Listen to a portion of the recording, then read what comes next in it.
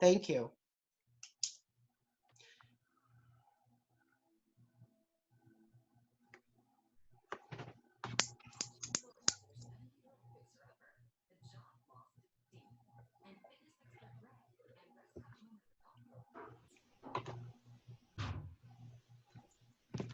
Hi, There we are. Rachel. If people are just joining, if you wouldn't mind just typing in the chat function, who you are and anything else you want us to know. We're gonna get started in about, we'll get started in about 5-10 minutes as more people add on. Hi, Elise. Well, give us 5 minutes and we'll start the introductions and so forth. Great. Can you hear me? Okay. Good.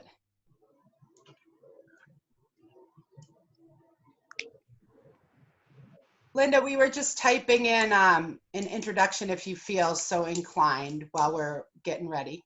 Okay. Typing it in?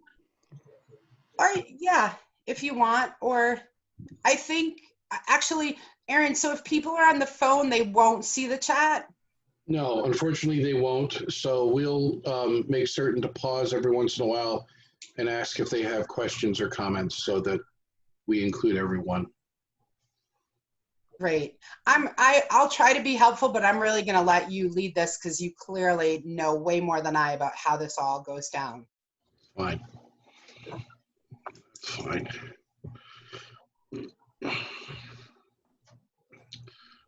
Lori, I'm going to be doing my lectures for Worcester State using this as well.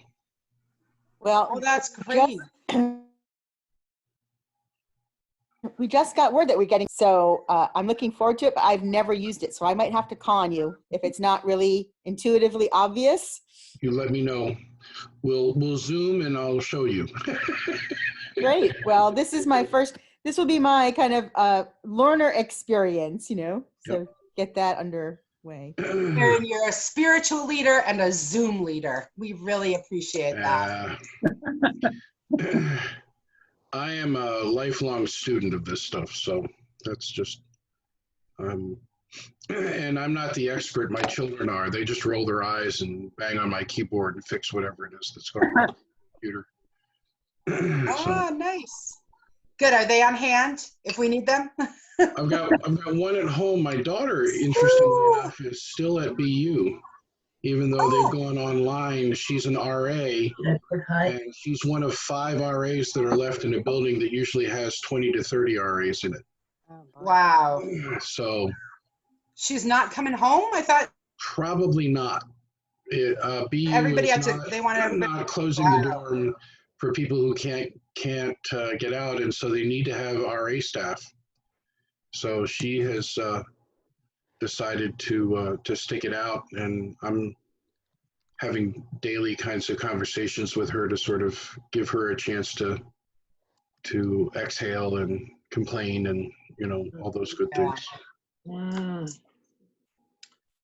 I sent her in there with, you know, before she left the car, I handed her like 3 pairs of gloves. So like, wear them often. You know? Good, good, good. Heather, yay. It's not as fun as seeing people in person, but even just seeing the names of my friends is making me feel so much better. And some of their shining faces like Sue, yay. Hey, great to see you, Amy. You too, Sue. We're giving it another few minutes, and then Aaron can, you know, kind of mute all of us and put us in the background and get We'll never started. ever. It looks fun. I got a slide preview. You will always be in my foreground, never in my background. Right. You'll let us know if we have to do anything on our part with noise. There's no noise in my house today. Yes. I'll give you the 5-minute warning when you're supposed to stand on your head. Okay. That should be attractive. That's one of my favorite minister jokes. You know, the fellow that Thing on your head thing? Hilarious. wanted to have a vision of heaven and hell, and decided he'd like to see hell first. And so he goes to a room, and it's a concrete floor, but everyone's standing around having coffee and talking. And all of a sudden, he hears the thing go on, on your heads. Goes to the next room. It's a brick room. Everyone's standing on their head. Goes to the next room, and it's a dirt floor, and everyone's on their head. And finally, goes to the fourth room, and everyone is standing in knee-deep dung and having coffee and, chatting with each other, and they're all kind of relieved. And he thinks, well, okay, this isn't so bad. I'll try this. And so he steps into the room, and about 3 minutes later, after one sip of coffee, the loudspeaker comes on and says, all right, everyone back on your heads. I thought I had heard them all. It's great. All right, so. Can I- And Yeah. Can Hello? hear you. So what I'm going to I'm sorry? do. Who's that, Pat? Oh, yeah, I just wanted to make sure you can't see me. We can't see We you, can't Pat. see you, but we can hear you. Oh, good, because I'm in my jammies and I'm cutting up vegetables for chicken soup. So I didn't Oh, want everyone to perfect. watch me doing that. Okay, I'll mute myself now. Sorry, I know you want All to right. get started. Okay. No problem. So let's see. What do I want to do here? I'm going to mute everyone, and then Amy will chime in if there are questions that come across the chat initially, and then I'll pause every once in a while for questions or comments, and we'll figure out a way to do that. So I want to thank you all for coming to this opportunity to talk about trauma and loss and all of the, let's see, where did there it is. All of the opportunities that we have as a community to come together. And I think it's no more important time for us to come together, especially those of us interested in trauma, as we face the current challenges with the COVID-19 pandemic that we are all currently responding to. By way of introduction to this format, we are on Zoom, which is at zoom.us. It's a format that's used by companies and organizations across the country and world, and is being geared up to be used across our country most fervently by college and high school classrooms over the course of the next few weeks or months, depending on how long schools and universities are closed. There are a couple of etiquette things that we want to keep in mind about using Zoom, and that is that if you are going to be multitasking while you are listening to or observing the call, I would invite you to put your video on.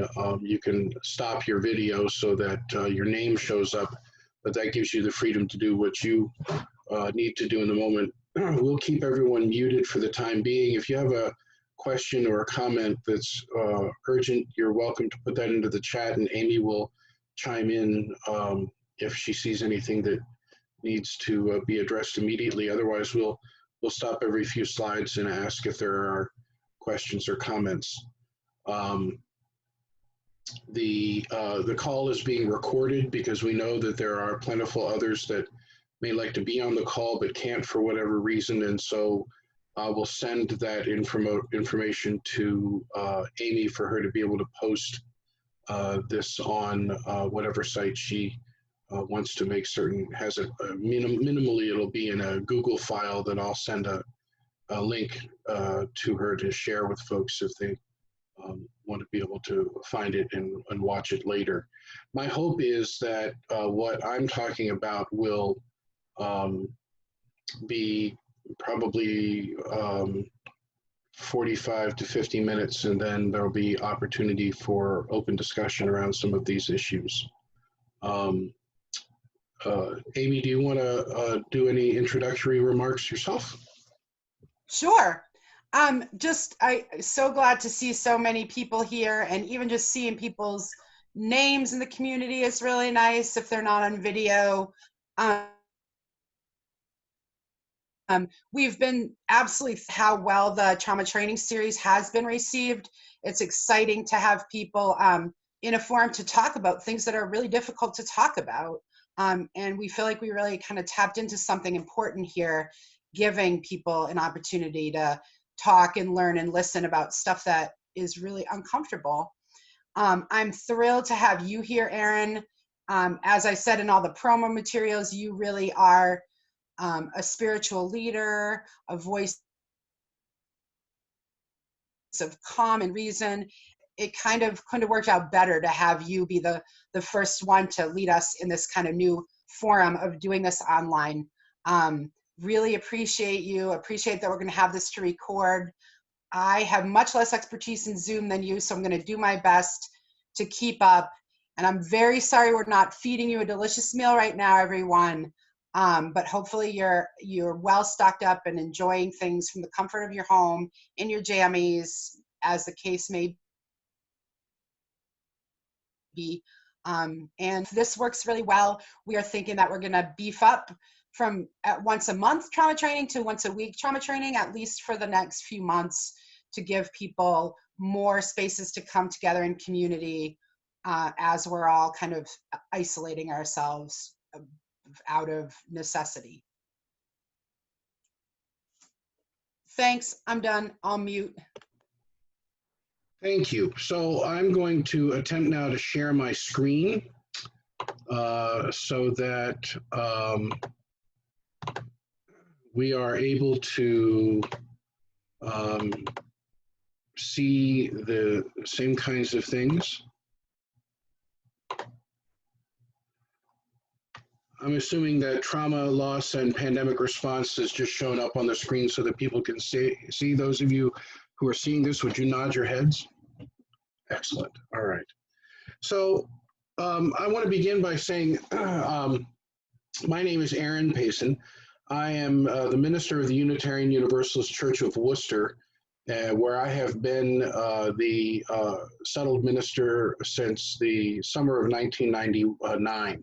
So I'm now in my 21st year here in Worcester and in my 30th year in ministry. Along with the duties that I incur as a part of my pastorate, I have for the last 28 years been doing community crisis response work and crisis intervention work in community setting, helping to establish a countywide community crisis response team in Washington County, Ohio, and then as a founding member of the Unitarian Universalist Trauma Response Ministry team in 2002.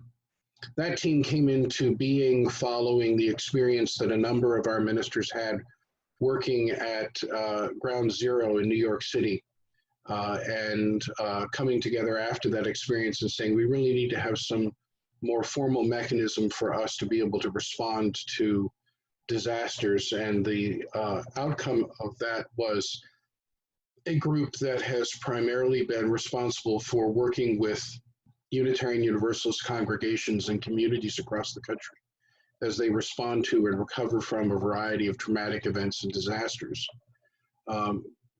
I personally have responded to a whole host of incidents, and some of them you see on your screen there. Hurricane Charlie in Punta Gorda, Florida, where we responded to the community and to the congregations that have been impacted by the hurricane, and then followed up 3 months later when the son of the president of that congregation shot her dead in her workplace as they were attempting to continue to respond to the request. She was a realtor. And then there were the California wildfires, where we had congregations and individual congregants whose homes were threatened by wildfires in and around San Diego County, or San Diego, California. I was one of the first responders for the trauma ministry team on the ground in Louisiana following Katrina, working out of Baton Rouge, and then going in and working with the minister, one of the ministers from the community church of New Orleans, and he and I went in by bass boat to wade through his church that was still partially submerged in his apartment as well. One of the most significant events was a shooting at the Knoxville Unitarian Universalist Church where 2 people were killed and 4 others were injured during a children's performance. And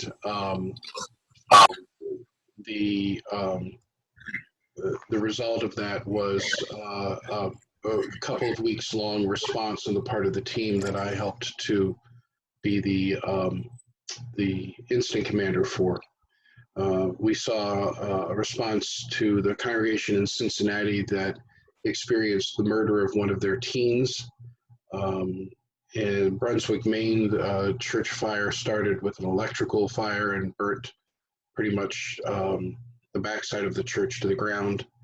There was a suicide in Groton, Massachusetts, of a teenager that was in a boarding school who wandered out one evening and jumped into a river with essentially with the winter runoff flowing very heavily.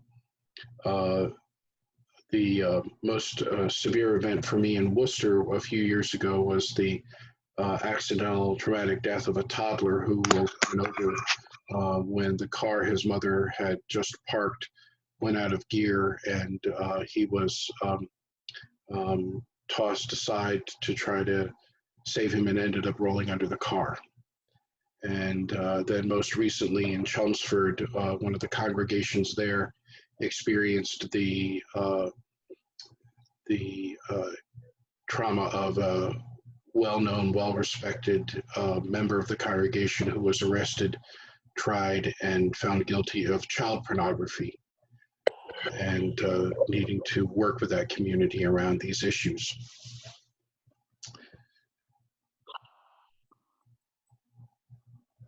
I think one of the important things to sort of begin with for me is we use a lot of terminology when we talk about communities in crisis and trauma. For me, I begin with the idea that, crisis, and I use the Chinese letters for crisis as a way of describing this. And that is that in Chinese, crisis is made up of essentially 2 letters. I'm not certain why I'm getting this to continue to advance here. I apologize. But anyway, crisis is made up of 1 letter for danger and the other for crucial moment, which has also traditionally been translated as opportunity. And so part of what I've been working with my congregation this week is to understand that while our media is focused almost exclusively on the danger of COVID-19 and what we need to do to protect ourselves and each other, the reality is that this is a moment that also engenders a variety of opportunities for us to discover our connections with each other, even as we are told to engage in social distancing practices.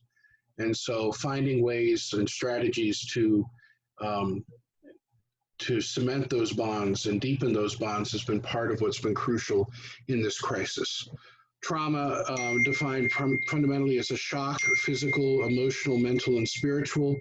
And we use the frame critical incident out of the Critical Incident Stress Foundation that talks about incidents that overwhelm normal coping mechanisms of individuals, and recognizing that individuals have different equilibriums for trauma and crisis.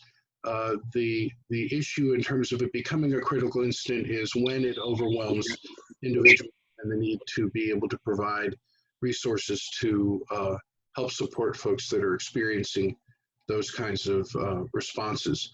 And then a disaster is a incident that overwhelms the normal coping capacity of municipalities, regions, states, and countries. And that is when you reach the point where things are overwhelmed from their normal capacity, that we talk about things being a disaster. One of the ways that we talk with congregations and with communities about disasters is through this notion that disasters have a life cycle. I want to see if I can go back here for a second. And Aaron, yeah, Aaron, go ahead. and this is AJ Lita. While you're will you mute all again and then come back on? Yep, I can mute all. Hold on a Thank you. second.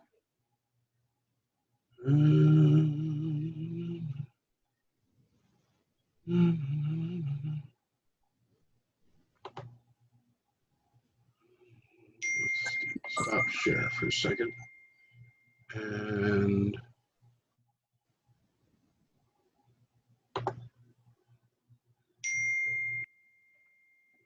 there it is. Mute all. There we go. All right. So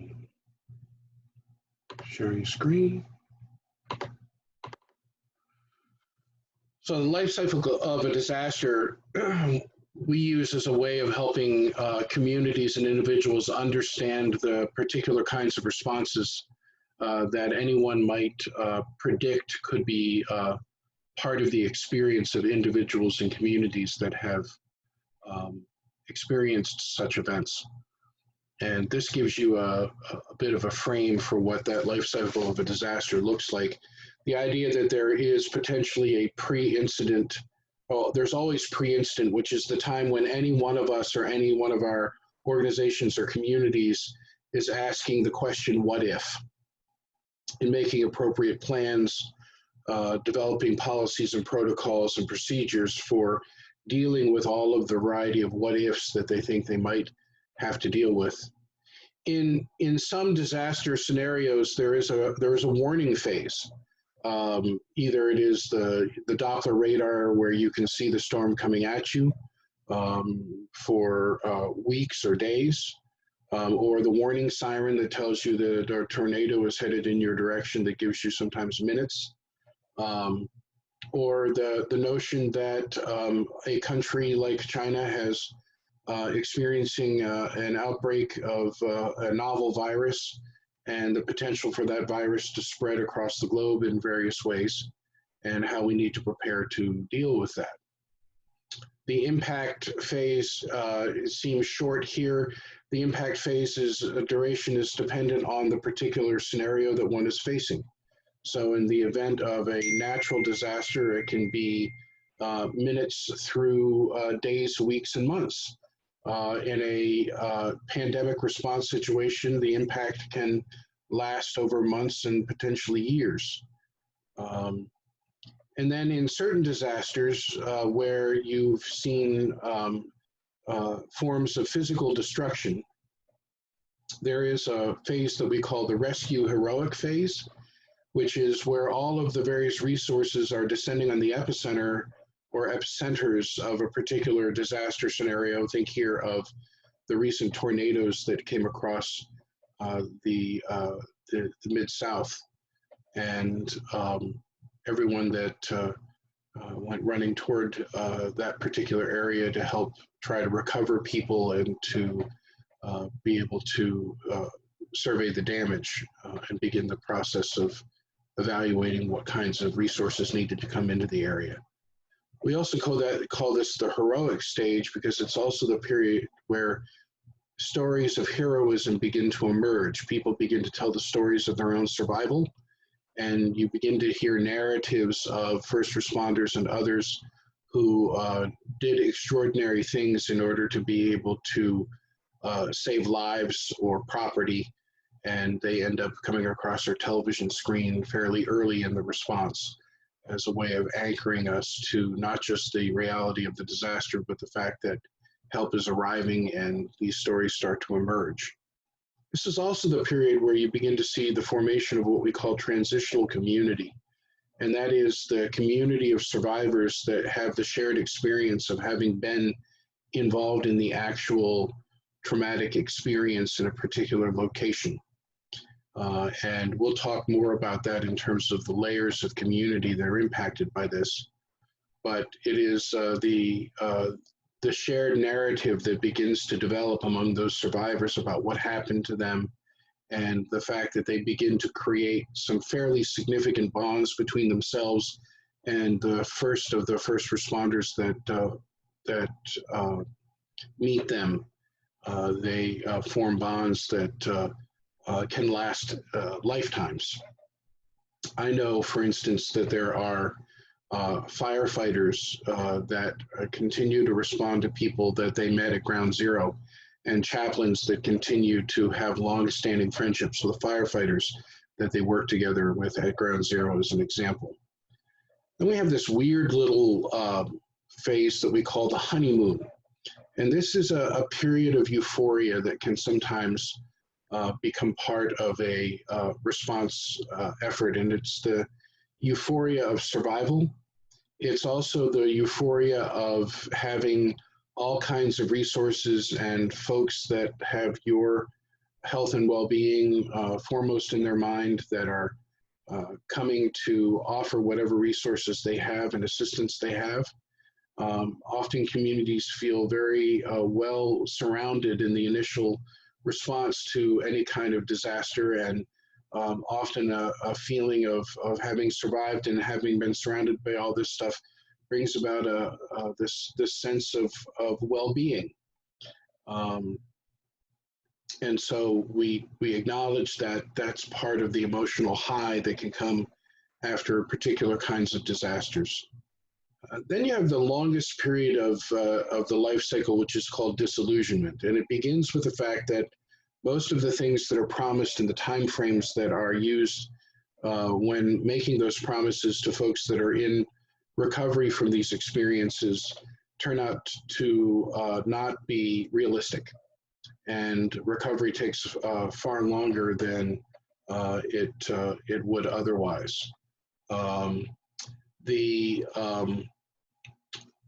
The disillusionment that occurs also means that there's some temporal distance between the actual event and the impact of the event and the emotional, cognitive, spiritual, psychological space that people are in their own recovery. And sometimes the full emotional toll of what they've been through doesn't start to set in until days, weeks, or months after the actual incident. And so there is this period that we call disillusionment, because we begin to have to meet the challenge of the full force of what's happened to us. And depending on the length of time until people begin to restore normative kinds of routines, recovery can be as far off again as weeks, months, or years that occur. And the way that I describe recovery is that during disillusionment in the early part of the response to disaster following impact, most of what we experience is experienced through the lens of the disaster scenario itself. So the disaster scenario becomes the mitigating experience for that which takes our attention, provides the most kind of emotional responses that we have, and provides for those emotional responses. And recovery is, we begin to see people come into recovery when they're able to manage a number of different lenses. So that disaster, their experience of the disaster is one of a number of lenses through which they're experiencing their world and through which they're interpreting their own emotional, cognitive, spiritual, and psychological responses to what's happened. And what's important is that, you know, recovery is a return to an equilibrium, but not the same equilibrium that people felt prior to having been involved in any kind of disaster or significant trauma scenario. And so it is life, but it is life now with this experience, and it is the continuing process of integrating that experience into people's existence that becomes the challenge over time. We understand also that you may reach a certain level of recovery or disillusionment and be kicked back into earlier stages, depending on whether or not disasters are reoccurring. Say you are experiencing multiple tornadoes over a period of months, or in the cases where communities are experiencing warfare, there can be this kind of cycle of these kinds of responses that occur over time, each with kind of the mitigating circumstance of having experienced it before, and often the presence of diminished capacity to continue to cope as fervently as one did initially with the reality. We're seeing this now, especially with some of the refugee communities that are coming out of Yemen and out of other parts of the Middle East, in terms of their own cognitive, emotive capacities related to the perpetual nature of the traumas that they're experiencing. Are there any questions about this? Let me open this up here.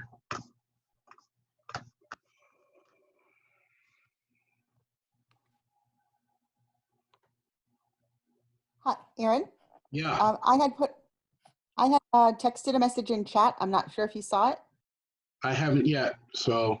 So I was kind of trying to understand the graph and why the emotional response didn't go closer to baseline when people were going through these heroic efforts in the honeymoon period.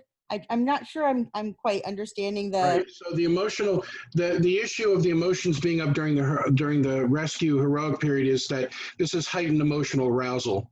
It's not necessarily depressive, right? And so they're not going Okay, to so it's people baseline like- because this I is see. all heightened arousal there. Got it. Thank you. Mhm. Any other questions or comments? Okay, let's go back to screen share. So that's when we're talking about essentially disasters as a, thinking natural disasters and sudden traumatic experiences and so forth. Pandemic experience is different in terms of the continuum of phases. You'll see here something that comes to us from the CDC, where you have risk assessment as sort of the ongoing task associated with pandemic response.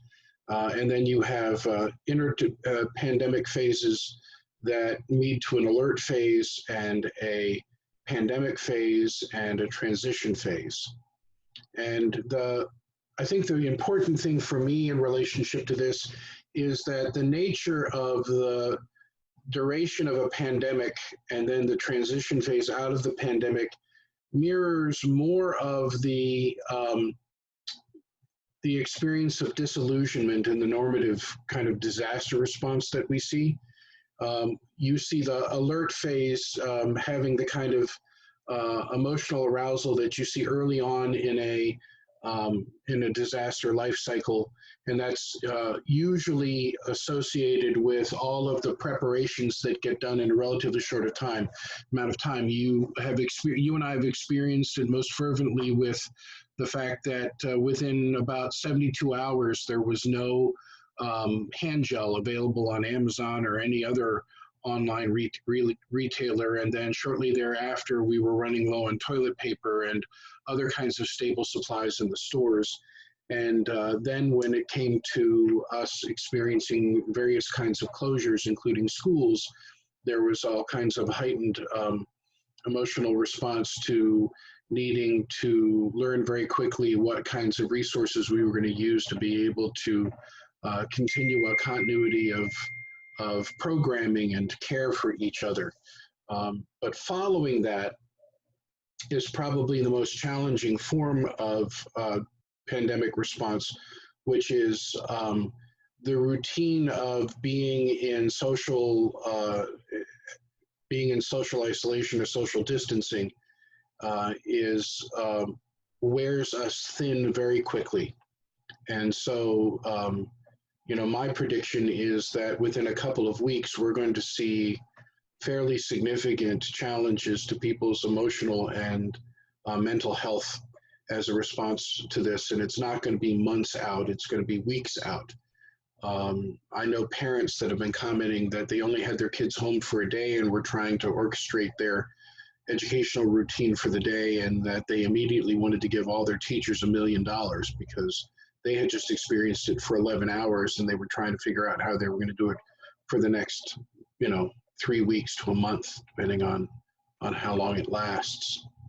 So I think the real key issue in terms of pandemic response and the traumatic effect of the pandemic response is manifesting not just the routines that try to continue our work and our educational processes, but build into them resiliency kinds of activities which have to do with finding those activities that give you moments of joy and give you moments of break. So the example for me is that I regularly now take 10 minutes and go find my favorite music videos on YouTube. Or I find that one game that actually activates the other side of my brain that gives me a little bit of a change in routine and an opportunity to experience different kinds of emotions. And doing physical exercise. I think one of the things that I reiterate most with the folks that I work with is that grief and trauma are both emotional, spiritual, psychological impacts, but fundamentally they have physiological impacts. And so maintaining and elevating the amount of physical exercise we get is one of the primary ways that you deal with the physiology of grief and trauma, and the buildup of lactic acid in the body as a response to that often. The work that we do with congregations and individuals in congregations often follows the classic crisis intervention model that Albert Roberts out of Rutgers University posited back in, I guess the last article I looked at was 2004. But it's the idea that we come in and we conduct a crisis assessment, which is to look at the particular risks that are being manifest in any particular scenario, to quickly establish rapport and relationship with those involved, identifying the major problems, dealing with feelings and emotions, and helping to normalize those feelings and emotions.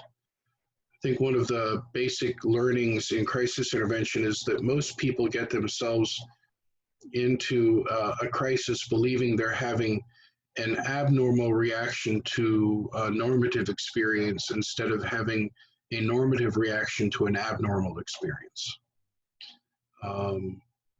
To help people think about and generate and explore alternatives to the behaviors that may be unhealthy or detrimental to individuals that are in a crisis, and develop and formulate action plans and establish follow-up planning and agreements so that people feel as though they move from a emotive state or a cognitive state through their own kinds of emotional states and back to a cognitive state by feeling like they've got some mastery and control over what they're going to do in relationship to what's happened to them.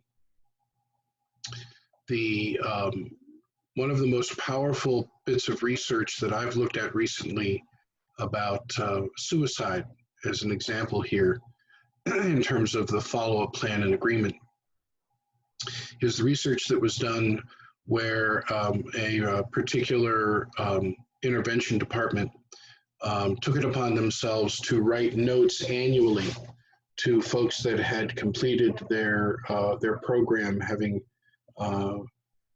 attempted or had threatened attempting suicide, and discovered that the recidivism rate for those folks was nearly nil for the folks that got at least an annual note saying, "I hope you're okay, thinking about you, want you to know that we still want you to continue to do the good things that you're doing," and got responses that were surprising from the individuals that got the notes, that this was not something that was being done weekly. It was literally an annual letter that was sent to them, which reinforces the old kind of adage that we've known for people who are particularly prone to this. If they can anchor themselves to at least one relationship that they think they realize will be adversely affected by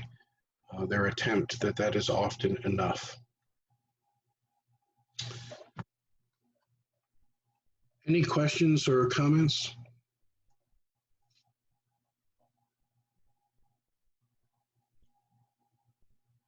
Hey, Aaron, it's Amy. I just want to say that I'm glad I shut off my video because I'm like tearing up with just how touching this really is because of its relevance. I'm so grateful. I've already learned so much stuff that I think is really relevant right now, and I appreciate it. No problem. Go ahead. Somebody else, our Carol had a question. I'm hoping she'll just jump in. I asked her to just unmute herself, but we'll see if she's able to do that. Hi, it's me. Yay! My question now, I did type it, so let me just go back to that. Oh, in your previous slide, the life cycle of a disaster, I was just wondering if any of this information pertains to interpersonal trauma or just on a disaster in a societal type of way, societal level. So I think it does have some carryover. It's not exact. With interpersonal trauma, you can see some of the parallels here to having gone through, let's say we're talking about a sexual assault as an example, right? All of the training that we try to have people deal with related to sexual assault, there is usually no warning except in cases where someone has been stalked or where we're talking about sexual assault over a period of time and the kinds of signs that can be a part of that. The impact is, depending on the scenario, momentary to, days, weeks, months, and years, depending on whether it's a cycle. The rescue heroic phase can be a part of it in the sense that if people are able to make report and find themselves in the company of people that take them seriously and find themselves finally in safe environments, there can be a momentary euphoria with that. More often, my experience with folks that are dealing with this is that they're having traumatized response, which is they're having lots of triggers because they're still in self-protective mode, and they have got a cognitive response which is still hyper alert and hypersensitive. And so it takes a lot of care to help people realize that they're in a safe place, and a lot of recognition that they're going to be hypervigilant and that their emotive responses are going to be, sometimes they're going to be extreme, depending on what kind of experience they've had. In terms of the honeymoon experience, the only equivalent for me is the kind of attachment that can happen for trauma survivors on their therapeutic resources. And therapists that are worth their salt understand that part of what has to happen is that they have to transition from the therapeutic relationship into larger social supports, and that can take some time for that transition to occur. Disillusionment, I don't know a trauma survivor that doesn't experience disillusionment in terms of their sense that, they think they're going to get over it quickly, and it comes cropping back up over time. So there's parallels, but it's not the same. Thank you. Anyone Yes, else? it did. Thank you. So what I'd like to share with you that is particularly germane to the work that I've done about trauma in community and loss in community, and wanted to have you had an opportunity to think about this in response to what we're experiencing in Worcester right now and in your various workplaces and homes.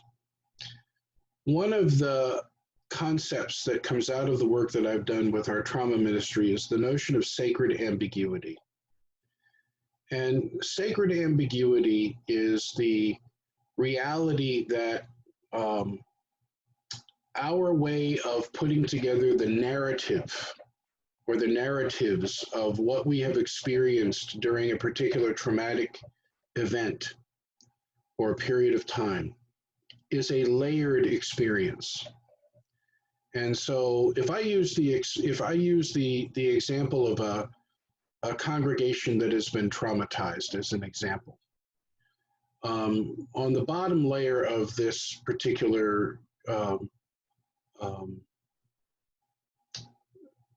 visuals that you see here, you can imagine that there are people that have created intense kind of relationships from the shared experience of having survived an event, a church shooting as an example, and are having their experiences shared across this plane of experience where what they have in common is that they are direct survivors of that event.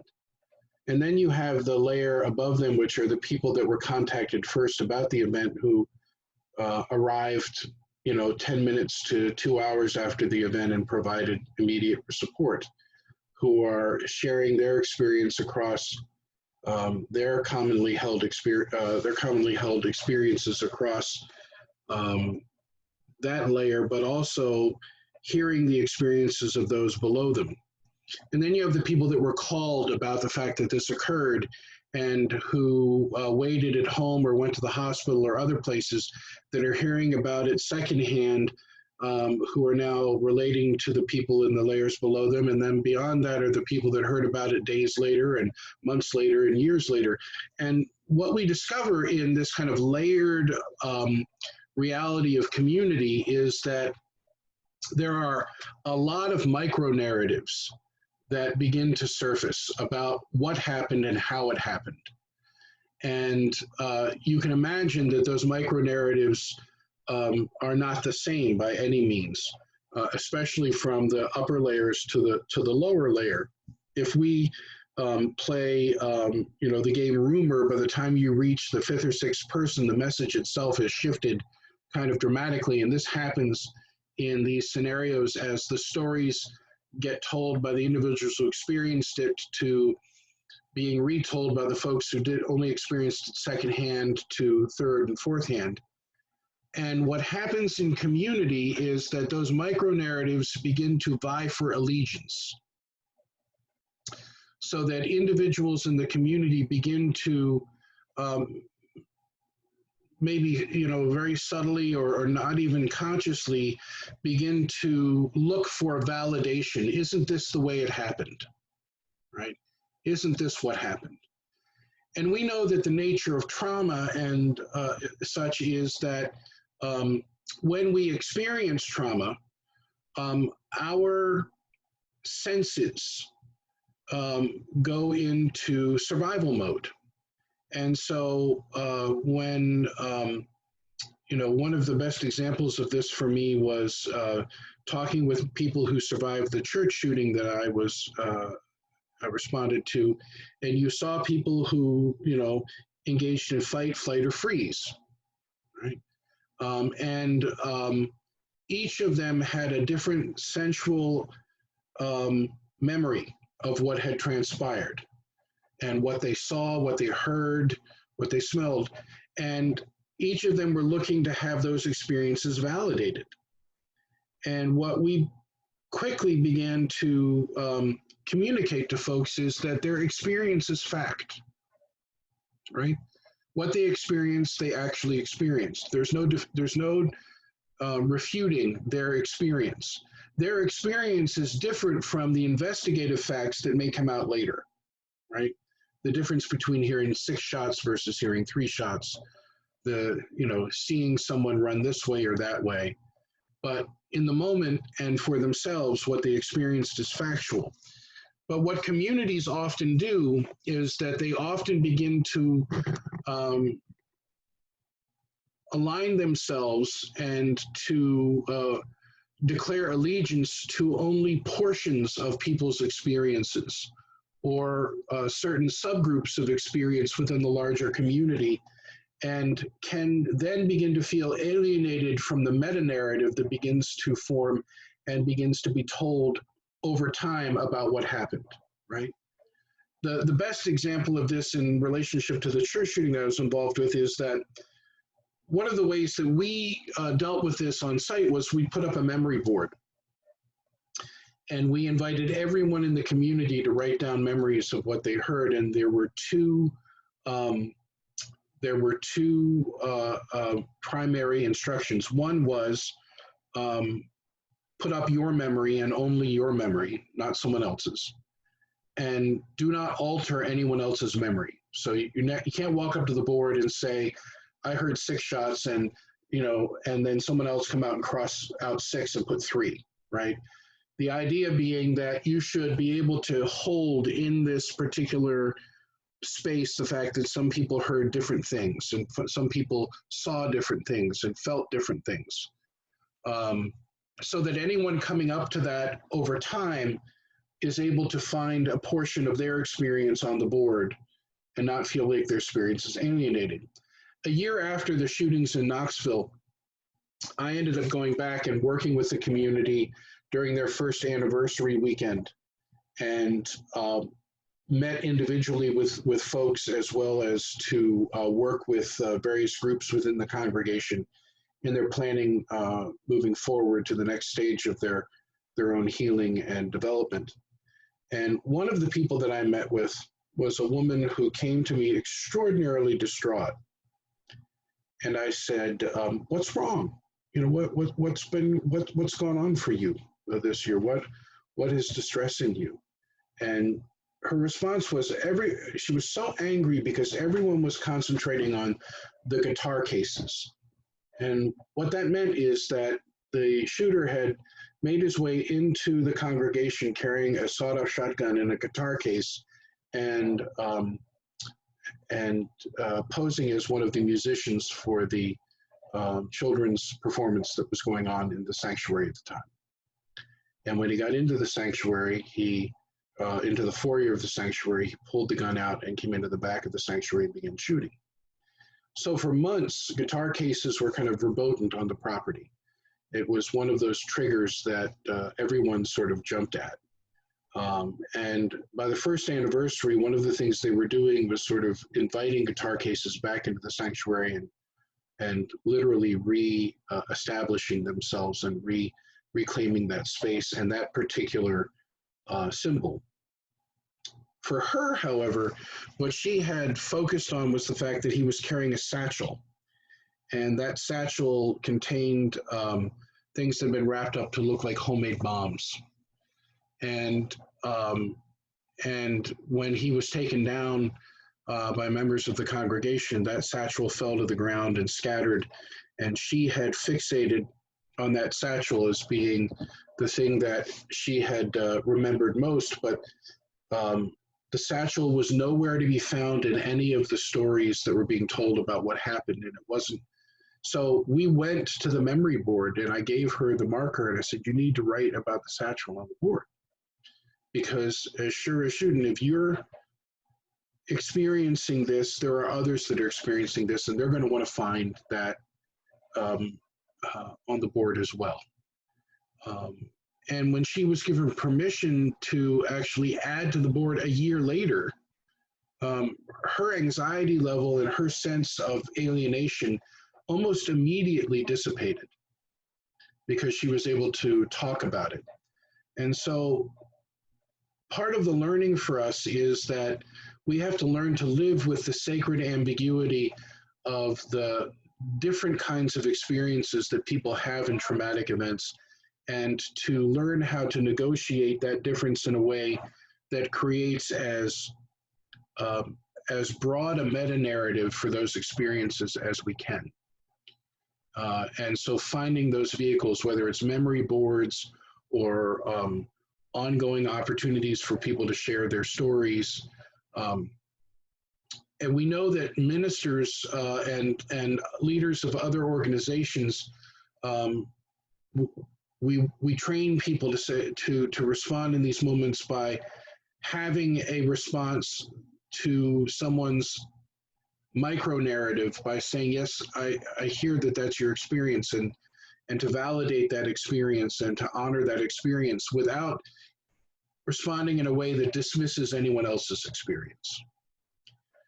Because as soon as a leader begins to align with only portions of the, or certain sectors of the micro narratives, what happens is that the institution begins to divide.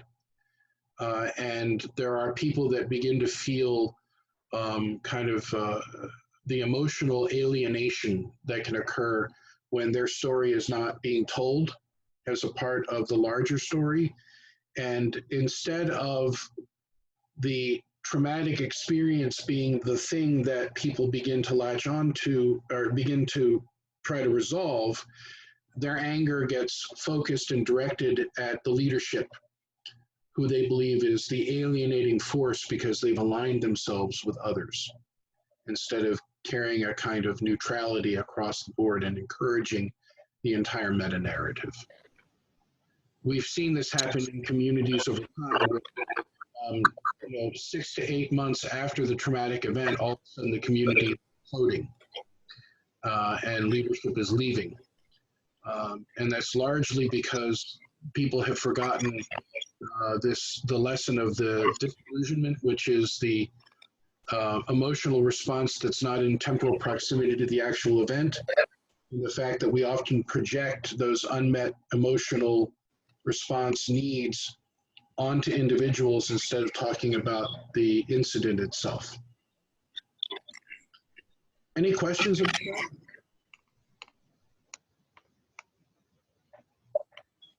that? People did have some really interesting points, making parallels. Joyce had one around racism, and if your experience is already layered, just kind of the multi-layers. I'm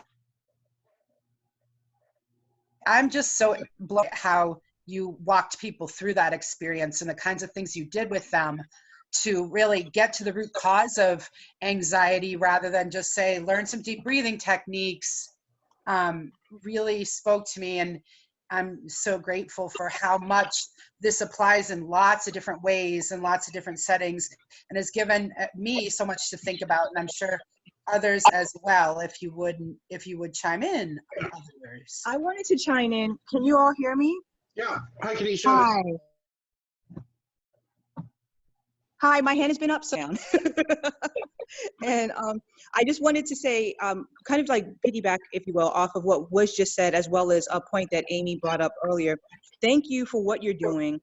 Thank you for how you're doing it. And specifically of interest was how you had that board and you had the participants be able to voice what their experiences were. Because I just think that that's hugely significant.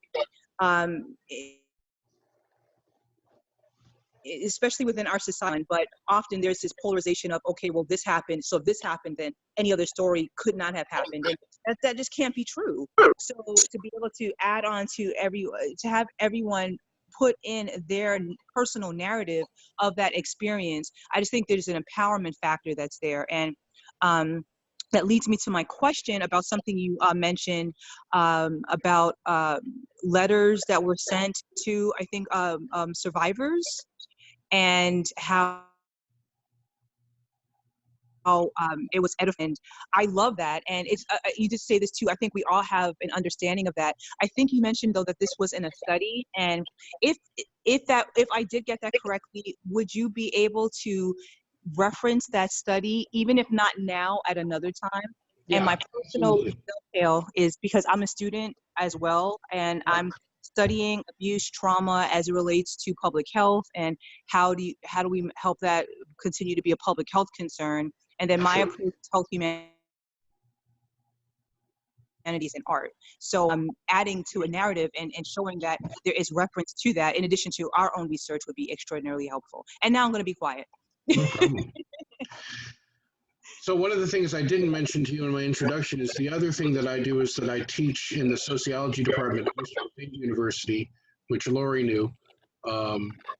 But I teach in the spring, and I'm in the midst of teaching a course in the sociology of death and dying, in which a lot of this material is covered, as well as other basic material. And you know, the narrative issue for me comes forward. I have more slides here, but I'll take comments first on the idea of childhood traumatic grief, and specifically childhood traumatic grief. And part of the work that is being most creatively done in this particular arena is around narrative as well, and that is that helping people form a trauma or grief narrative is one of the indicators that they're actually achieving a state of health in terms of their ability to tell their story in ways that don't cause the kinds of traumatic reactions that might hinder them otherwise.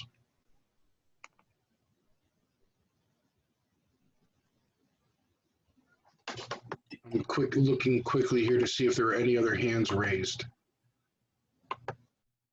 See any? All right, so, excuse me, I should cough in my elbow, by the way. Let me go back to sharing screen. Aaron, while you're doing that, I have two requests. This is AJ Lido. Yeah.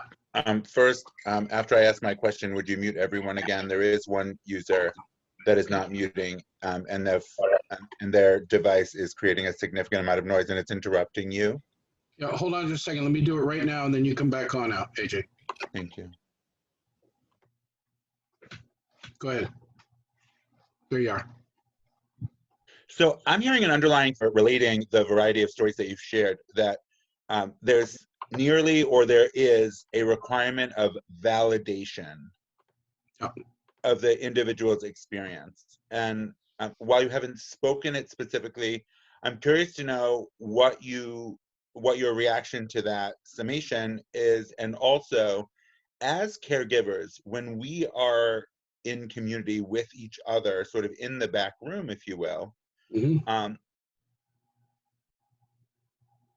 where should we be going in support of each other, so that when we're, quote, back in the field, we're at our baseline or at above baseline strength, and maintaining our health and our stamina, knowing that depression deteriorates physical health, and in this pandemic, physical health is essential in order to fight off the virus, for example. So I come out of I'm cross-trained in about 4 or 5 different schools in crisis intervention. One of the schools is the Critical Incident Stress Foundation, International Critical Incident Stress Foundation. And we use modified models out of that particular program as a way of structuring peer-to-peer support, specifically if we go on, if the team that I'm on deploys to a particular incident, before we are allowed to deploy to another incident, we have to go through a process of debriefing. And that process is for us to be able to tell our stories and to listen to the experience of others and to be reminded of some of the psychosocial education that we so easily share with others that we need to apply to ourselves. So I encourage employers who are dealing with anyone in the human services field to actually develop opportunities for employees outside of the normal chain of command or authority. So I think it's important to make certain that you have peers that are talking to peers and not peers and supervisors working together if there's any threat that what may be shared is going to have an impact on someone's performance evaluation or role, you know. So if there are ways for you to set up opportunities for peers to talk, then there are literally paradigms for that discussion that guard against people going to an emotional place and being left there and therefore being non-functional in their work environments.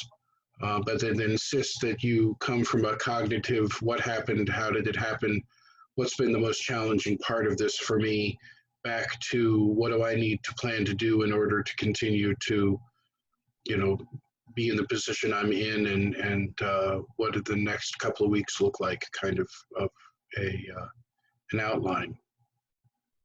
The process for me of validating people's experience is really the process of normalization. And that is the quickest way for someone to feel alienated and to embed trauma is for them to feel as though what's happening to them is abnormal, and what they're experiencing is not welcome in terms of the larger story of what happened.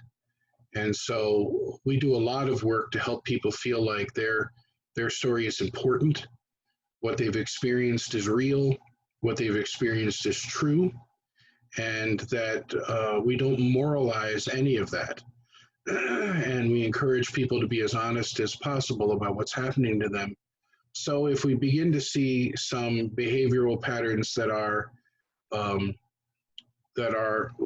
life-threatening, that we can begin to speak to those realities in ways that bring about important resources and point them toward important resources. And we may get into some of that even more in the next set of slides here. Anyone else?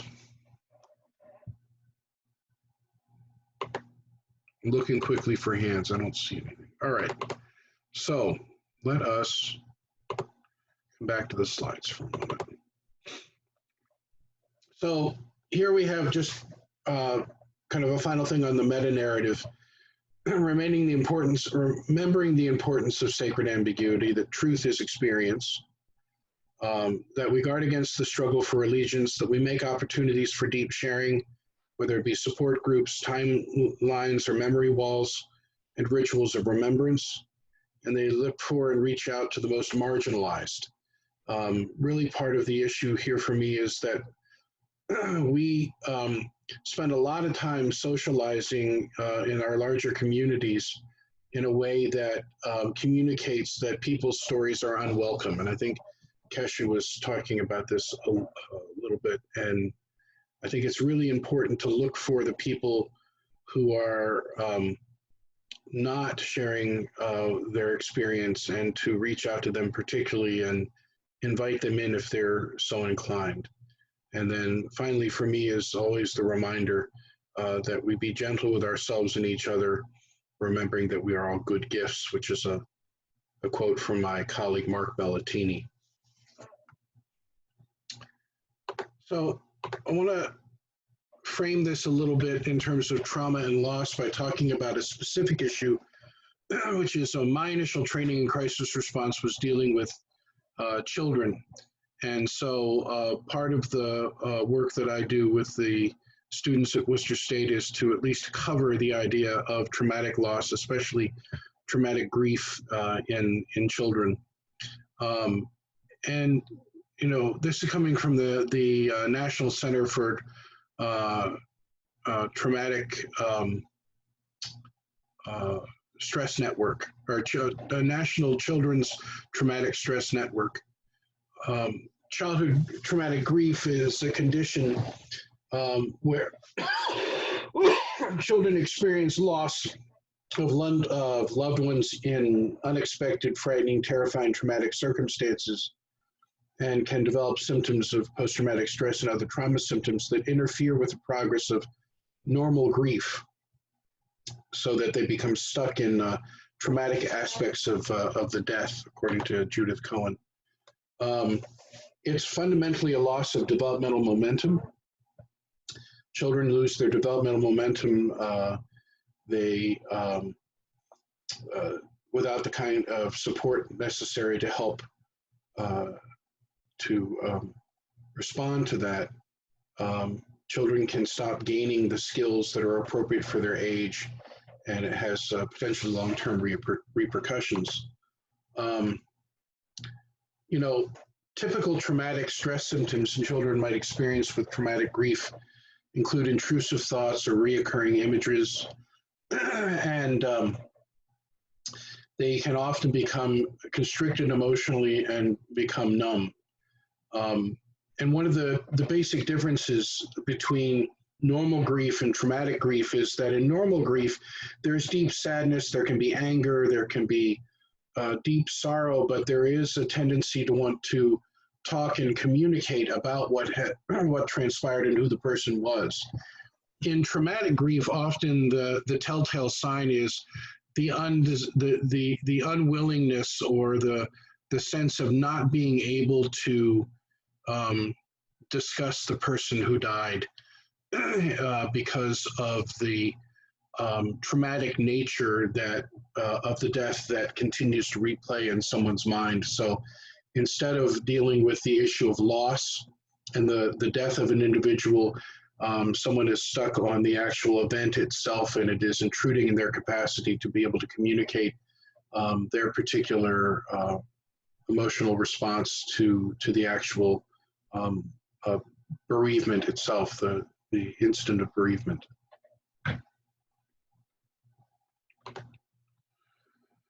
Types that trigger distress. There are really 3 different types of reminders that can trigger unpleasant and distressing reactions. The trauma reminders themselves, places, situations, people, sights, smells, sounds, that are reminiscence of things associated with the incident of death. Loss reminders, people, places, objects, and situations and thoughts that are reminders of particular aspects of the person who died. And change reminders, so situations, people, and places that remind people of the changes in their own life resulting in death. For example, having to move to a new house or having to walk home with a babysitter rather than the older sibling who died. In other words, situations and scenarios that can trigger the traumatic grief. When we talk about non-traumatic bereavement, we're really talking about similar kinds of feelings, but they aren't stuck in replaying or trying to inhibit the replaying of a particular event. So understanding that there are often deep feelings of sadness and anger and anxiousness and numbness and longing and guilt, powerlessness, shame, insecurity, and remorsefulness are part of what it means to grieve, and to be in bereavement, as well as changes in behavior that can be acutely part of the bereavement process, and difficulty with interpersonal reactions, withdrawal and social isolation, peer difficulties, clinging and irritability. These all are shorter in duration, usually in normal bereavement. And the reality is that they're not being inhibited by the kind of intense response that can happen when someone feels triggered by the particular event that caused the death or trauma that they experienced. In non-traumatic bereavement, there are all kinds of changes in thinking, whether they're thoughts or memories about the loved one, thoughts about death, disbelief about death, the finality of death. Notice here that in non-traumatic bereavement, we're able to contemplate the death itself. We're able, even though it's uncomfortable and it may pose nightmares and things like that, it's actually happening.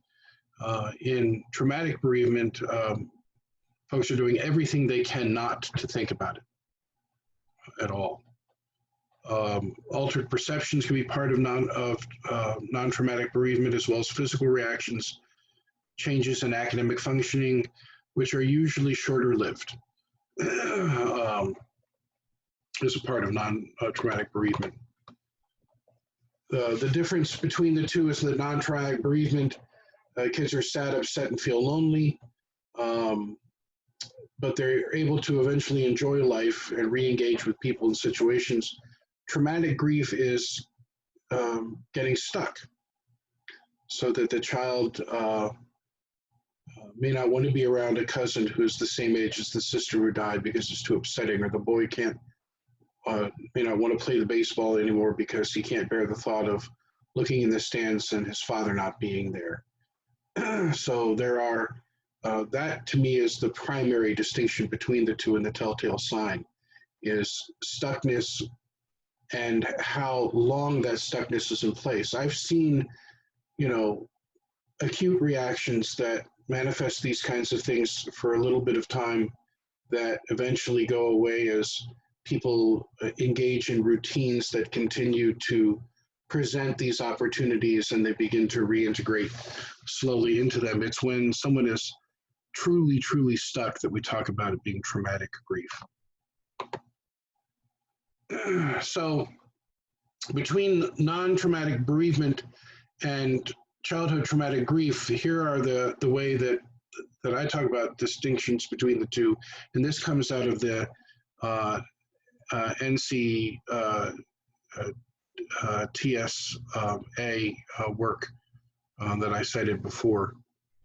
In non-complicated grief, we accept the reality and permanence of death, but in traumatic grief, we have real difficulty accepting that a person has died due to associations with the death of the traumatic circumstance.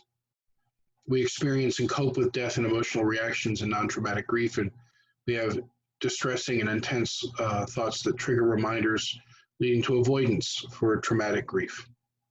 We adjust to changes in the lives of our lives and others that are the result of the death for a non-traumatic bereavement. And changes lead to unpleasant reminders and possible over-identification with the person who died for traumatic grief. We develop new relationships and deepen existing ones in uncomplicated bereavement. And we often can feel guilt or anger or revenge interfering with the formation of new relationships for traumatic grief. Again, uncomplicated bereavement, maintaining continuing healthy attachment to the deceased person through remembrance activities, finding meaning in the death and learning about life itself, and continuing to grow in normal development stages. Childhood traumatic grief interferes with bereavement, making it difficult for positive memories, and an inability or a resistance to moving past the unpleasant aspects of the death or the negative feelings associated with it, and the severe kinds of emotional reactions that can result and resulting behaviors, the withdrawal, anger, distrust, that can be part of childhood traumatic trauma or traumatic grief. Risk factors for traumatic grief include various previous traumas, abuse, experiencing natural disaster, the sense that a child re-experiences a significant level of vulnerability and an intense reaction to new trauma or traumatic loss. Current death may be a person to remember and react to previous trauma, and dealing with both can make the current reactions more intense. Prior mental health problems, you have folks that and children that have a history of mental health problems may be vulnerable to having those difficulties exacerbated by traumatic death. Impaired functioning of parents and families, the ability of children's primary caregivers to manage their own reactions to traumatic death has a direct effect on how a child is able to cope with his or her own reactions.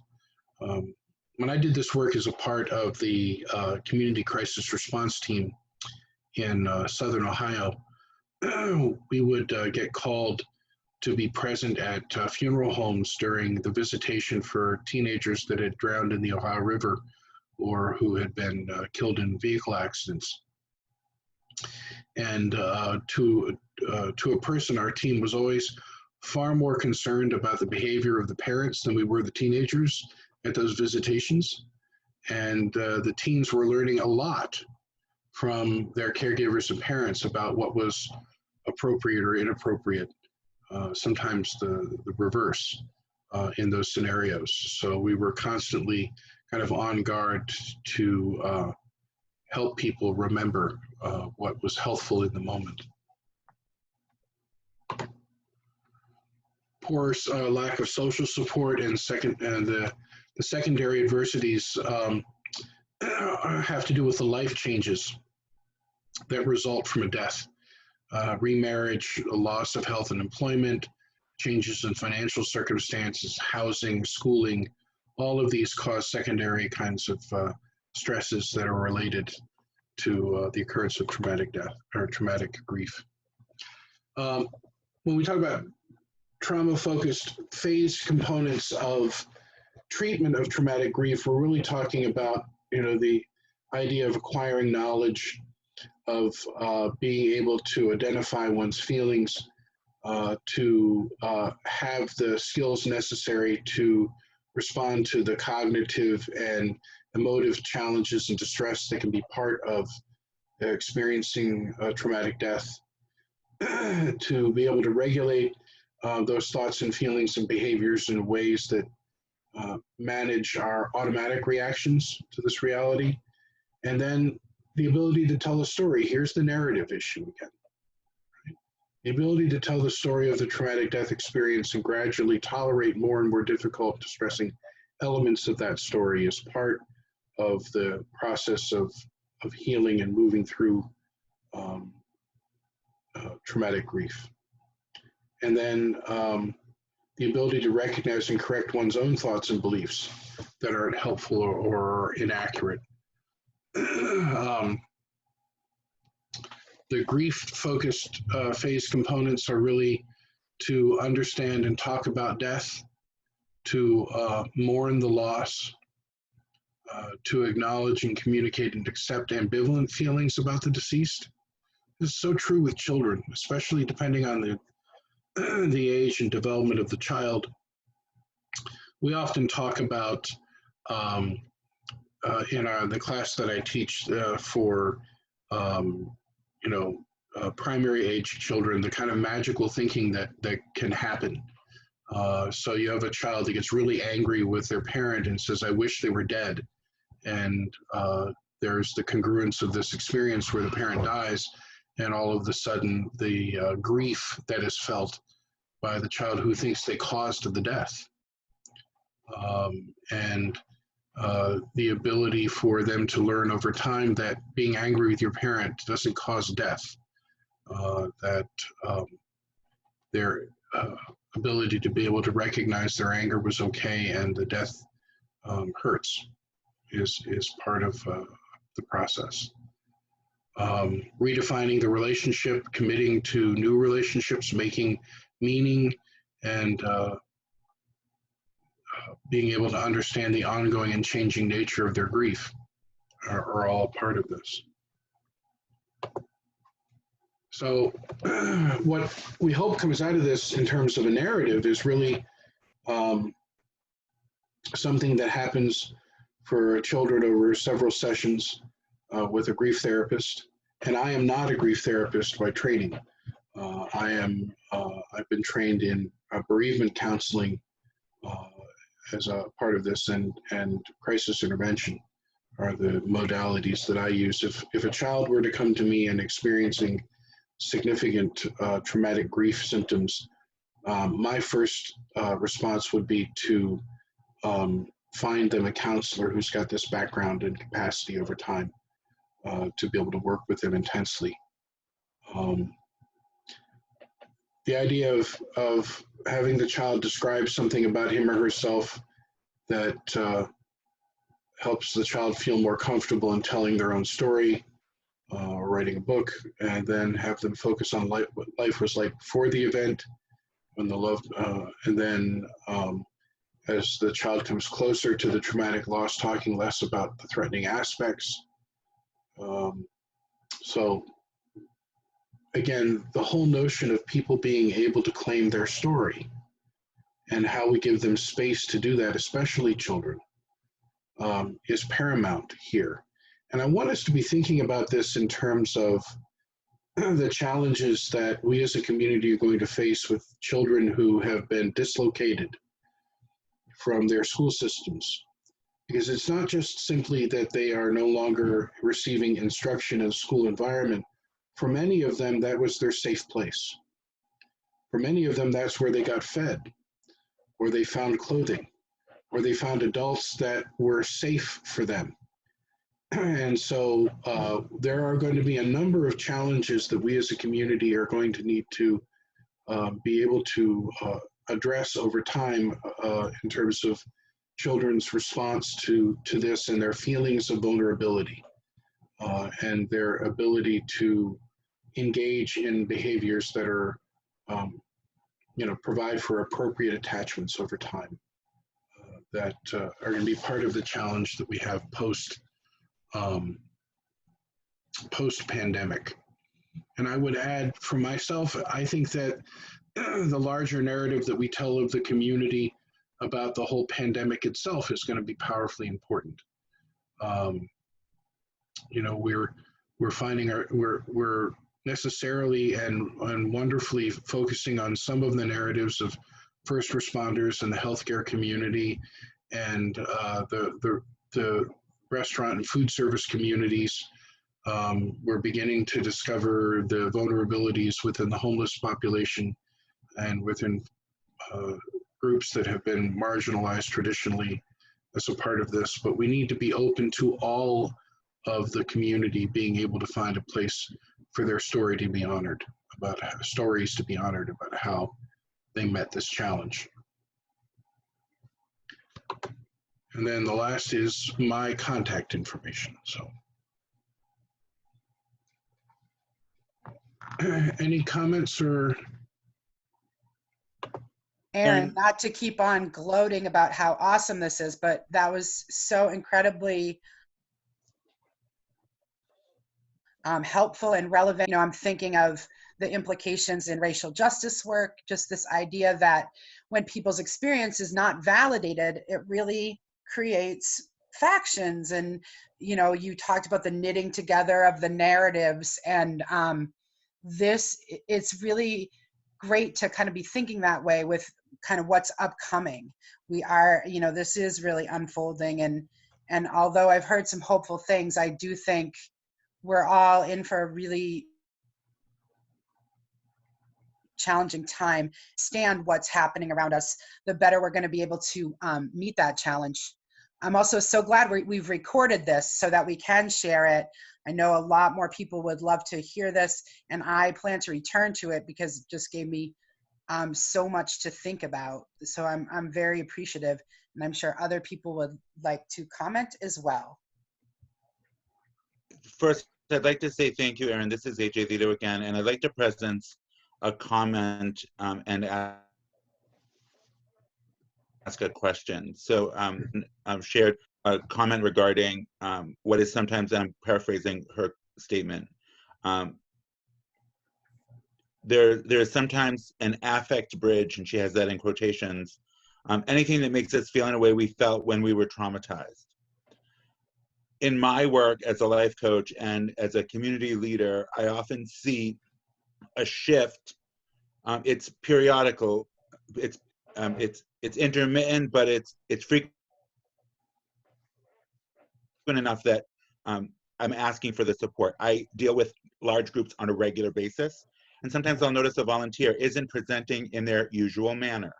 Mhm. And I'm curious to know, and possibly, Lori, you can share maybe some prompts that we might, as trauma-informed individuals, allow the space to be opened for an individual to possibly share or connect the trauma experience so that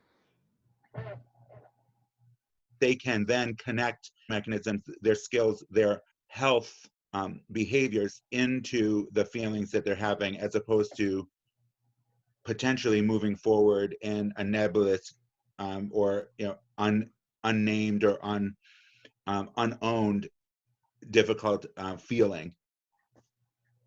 So my normal mechanism for doing that, AJ, in larger group settings, when we recognize that someone is, got the 1,000-mile stare or is acting differently, is to approach them during break and have a private conversation initially, and then to invite them as they feel comfortable to be able to share in some format, either within a smaller group, within the larger group, or if it's appropriate within a large group and they want to be able to talk about what may have happened to them.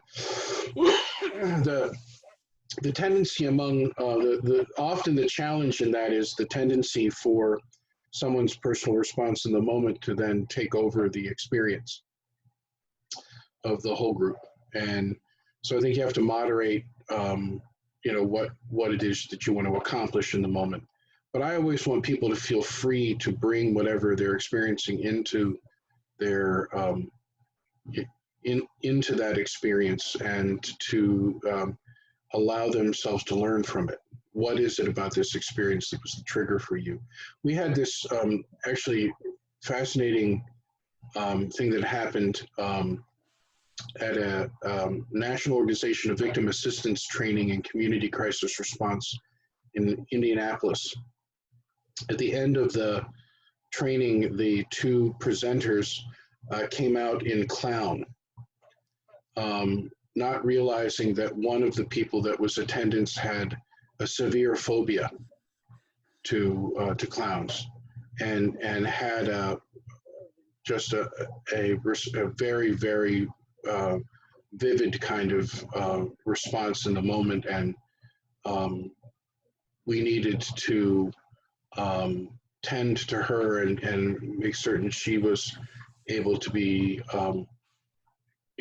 stabilized and in a place where she could recover from that. And then we as a conference needed to be able to respond to what we had. We spent the weekend learning about community crisis response, and here we had crafted unintentionally a crisis. I think having those moments where you can bridge someone's experience and make it completely voluntary on their part, obviously, not draw them into conversation that's potentially going to be re-triggering for them, but to give them the opportunity to do so if they want to in the moment. Aaron? Yeah. I have my hand raised. Linda Michelle. Thank you. This is just terrific. Really wonderful presentation. I just have a comment that often we think of this as a linear process. Right. And truly it's more like a circular, that you might think you've hit recovery, but guess what? You get a grief ambush and bingo, you're back there. But every time you're in a little different spot. So that was just my comment on that. Yeah, so in terms of linear, I often think about it as a spiral. Exactly, right? exactly. But you're in a different place when you've come around, even though it's familiar territory, it's not the same. You know? Exactly. Yeah. Thank you. Others?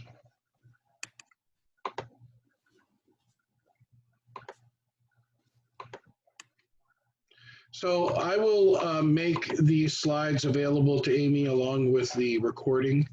I'm going to go ahead and stop recording now. Amy, do you have anything you want to say to folks? You want to come on and have any closing remarks? I do think, Aaron, this was just so amazing. Sorry to keep repeating myself, but I think I said in the beginning, trying to see how well this worked.